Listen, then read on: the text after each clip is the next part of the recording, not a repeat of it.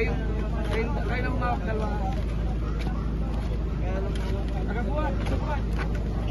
Tagabuhat dito.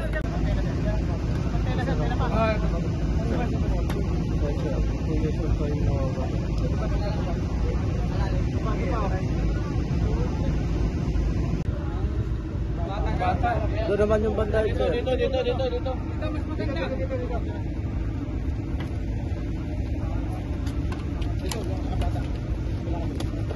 Sa tsagaan niya.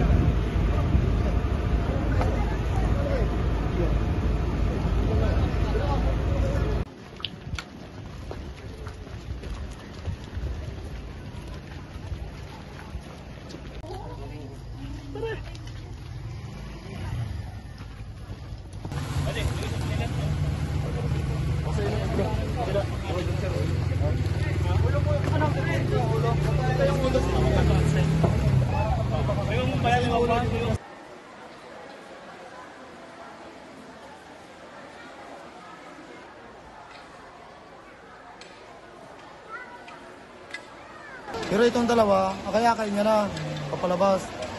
Saktong palis na sila, bigla naman itong umiyak. Yung bunso ko. Eh, dinudukot ng asawa ko. Di naman niya maabot dahil nasa kasulukan. Yung ginawa ng asawa ko, sumuot siya sa yero. Yung pinakang nakatabon sa anak ko. Hindi naman niya alam pala na yung pagkukay namin sa anak ko, nakaipit yung paa dahil siya makaalis. Eh, saktong naabot ng asawa ko yung kamay ng aming bunso, bumagsak rin yung pangalawang unos. Ayun, ang dala pala noon, malaking bato at saka yung malaking punong kahoy. Yun ang nakadagan sa kanya, kaya hindi rin siya nakalis. Dito ka.